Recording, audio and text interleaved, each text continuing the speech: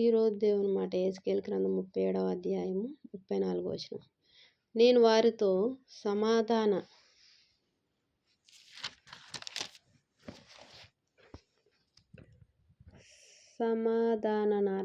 నిబంధన చేసేదాను. సమాధానార్థమైన ఏ నిబంధన ఇది?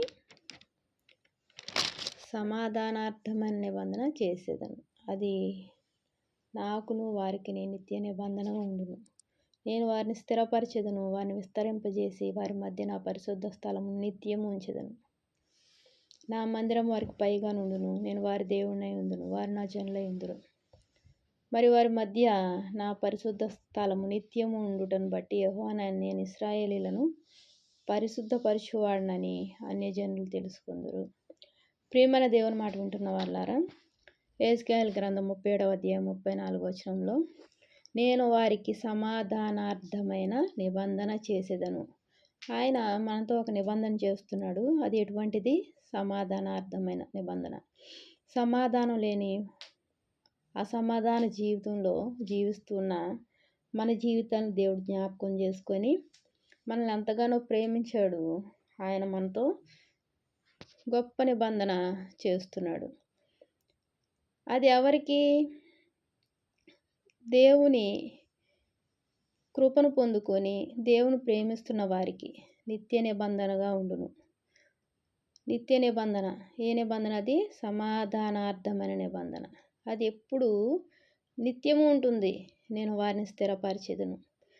స్థిరత్వం లేని జీవితం, స్థిరమైన పరిస్థితులు లేని జీవితాలను దేవుడు జ్ఞాపకం చేసుకొని స్థిరపరిచే దేవుడుగా ఉన్నాడు. వారిని విస్తరింపజేసి వారి మధ్య నా పరిశుద్ధ స్థలమును నిత్యము ఉంచెదను అంటున్నాడు దేవుడు.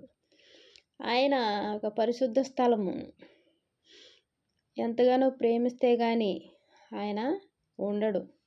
ఎంతగానో ప్రేమించి ఆయన ఒక పరిశుద్ధ స్థలమును నిత్యము ఉండులాగిన కృప చూపుతున్న దేవునికి మనము ఎంతగానో రుణపడి ఉన్నాము. అంత మాత్రమే కాకుండా నా మందిరం వారికి పైగా నుండును. దేవుని యొక్క మందిరము, దేవుని యొక్క కాపుదల, దేవుని యొక్క శక్తి, దేవుని యొక్క ప్రభావము, దేవుని యొక్క మహిమ, దేవుని యొక్క హస్తాలు ఎక్కడున్నాయి? మనకు పైగా ఉంటున్నాయి. నా మందిరము వారికి పైగా నుండును. ఆయన మందిరమే మనకు పైగా ఉంటే ఇక మన జీవితంలో ఏది అసాధ్యం అంటూ ఏదైనా ఉంటుందా? అసాధ్యం అంటే ఏది ఉండదు. ఎందుకు? అసాధ్యం మనకు అసాధ్యం, కానీ మనం నమ్ముకున్న దేవునికి అసాధ్యం ఏమీ లేదు. ఆ దేవుని నమ్ముకున్నాం కాబట్టి మన జీవితాల్లో అన్నీ సాధ్యమగులాగిన, అన్ని పరిస్థితులు అనుకూలంగా, అన్ని పరిస్థితులు సంతోషకరంగా చేసే దేవుడు. ఎందుకు? ఆయన మందిరం మనకు పైగా ఉంచాడు. ఎంతగా ప్రేమించాడు దేవుడు. నేను వారి దేవుడినై ఉందును, వారు నా జనులై ఉందురు. ఆయన మనకు దేవుడు, మనం ఆయనకు జనులము.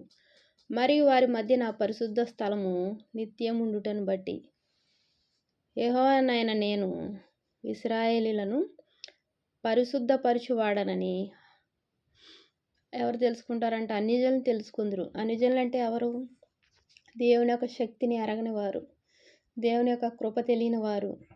దేవుడు తెలుసు, మాకు దేవుని ఇష్టపడుతున్నాము, క్రిస్మస్కి, న్యూ ఇయర్కి వెళ్తున్నాము, అప్పుడప్పుడు ఈస్టర్ సండేకి వెళ్తున్నాము అనే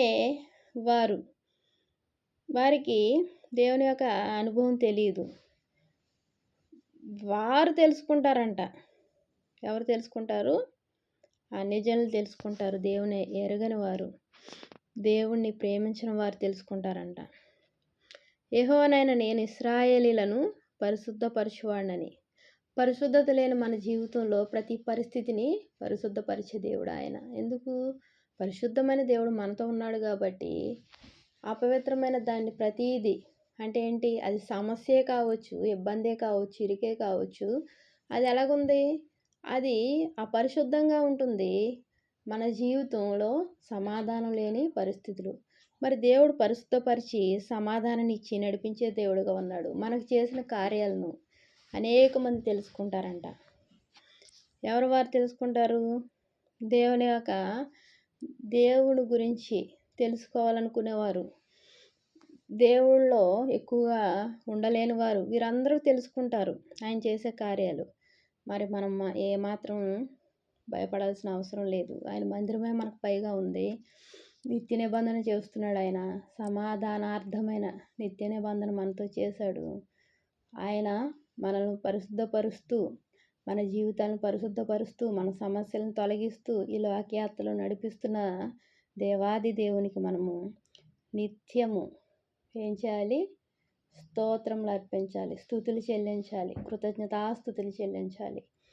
ఈ రీతిగా ఆయనను స్మరిస్తూ ఉంటే ఆయన ఇంకా నీ జీవితంలో, నా జీవితంలో, మనందరి కుటుంబ సభ్యుల జీవితాల్లో ఎన్నో కార్యాలు చేస్తూ మనల్ని ముందుకు నడిపించే దేవుడుగా ఉన్నాడు. ఆయన గొప్ప దేవుడు, శక్తిమంతుడు. దేవునికి వందనాలు. ప్రార్థన చేసుకుందాం. మహాప్రాంగుల తండ్రి, కృపగల నాయన నీకు ఎన్నో వందనాలు, స్తోత్రాలయ్యా. సమాధానం లేని మా జీవితాల్లో సమాధానార్థమైన తండ్రి యేసయ్య నిబంధన చేసినందుకు వందనాలు చెల్లించుకుంటున్నానయ్యా. నిత్య నిబంధనగా ఉండులాగిన స్థిరపరిచిన దేవా నీకు ఎన్నో వందనాలు ప్రభువా. విస్తరింపజేసే దేవుడుగా ఉన్నావయ్యా. నీ యొక్క పరిశుద్ధ స్థలం నిత్యము వాక్యం వింటున్న మా అందరితో ఉంచుతున్నందుకు వందనాలు చెల్లించుకుంటున్నానయ్యా. అంత మాత్రమే కాకుండా నీ మందిరం మాకు పైగా ఉంచి నీ కృపలో తండ్రి నాయన కృప వెంబడి కృప చూపుతూ నువ్వు మాకు దేవుడుగా, నీకు మేము జనులుగా తండ్రి నువ్వు చేసుకున్నావయ్యా. నీకెన్నో వందనాలు, స్తోత్రాలయ్యా. నీ జనాంగంలో మమ్మల్ని చేర్చావు ప్రభువా. నీ ప్రేమను బట్టి వందనాలు చెల్లించుకుంటున్నానయ్యా.